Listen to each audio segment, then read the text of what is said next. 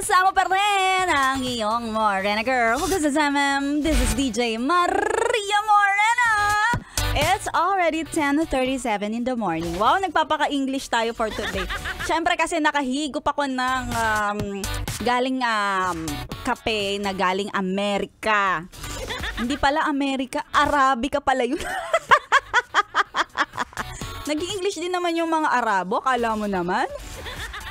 Magandang umaga. Siyempre, binabati kita ng maaga dahil ngayong araw ng Sabado, si Maria Morena, mga yes friend, mapapakinggan simula alas 10 hanggang alas 2 ng hapon. At gusto ko batiin lahat ng mga nasa biyahe at nakatutok sa akin. Tutok mo pa, Kuya More, tutok pa mo. Kamusta naman kayo? Sana ay okay sa alright kayo at ang pagbiyahe ni Kuya, suwabing-suwabe. Para pwede mo siyang matawag na Kuyang driver na Mr. Suwabe pa. Ay nako, kung saan man kayo patungo, alam ko masaya yung mga pupuntahan nyo. Dahil ngayon ay Chinese New Year kung Hefa Choy. At sa lahat ng mga best natin, mga yes friend ko pala na nasa biyahe. Yan malamang mag-e-enjoy kayo ngayon. May mga lakad kayo, may mga gala kayo.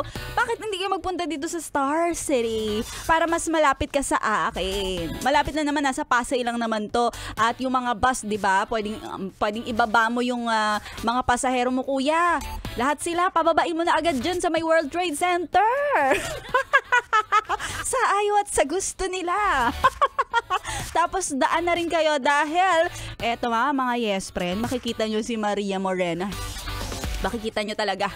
Makikita nyo. Alam mo na yan, di na ako magsasalita pero makikita nyo na yon. Mamaya sa World Trade Center, makakasama nyo ako alas 5 ng hapon dyan. Magpapakita ako, mag-hi, hello, at sana ay makasama ko kayo sa ating pagganap later dyan sa my World Trade Center. Yung mga further details, malalaman mo yan kapag nagpunta ka. Oo naman, syempre. Kailangan medyo may mga pasabik pa si Maria Morena. Basta yun ha. Yes friend, 4:30 p.m. Samahan mo ko sa World Trade Center. At sa lahat ng mga nakatutok, kung nais yung magpa-shout out, message me on my Facebook page, DJ Maria Morena. At alam mo naman si Maria Morena, kakaiba kong magpabate. Oo, very special. Hindi mo makakalimutan. Kaya message na sa Facebook page ko ha, para mamaya maisasabay natin yan, isang bultuhan na ng pabate. Ingat-ingat sa lahat ng mga nasa biyahe. At ituloy-tuloy nyo lang ang pakikitutok sa akin. Mula alas 10 hanggang alas 2 ng hapon, dito lang sa iyong stasyon, mga yes friend, tutok lang dito sa 101.1 Yes FM.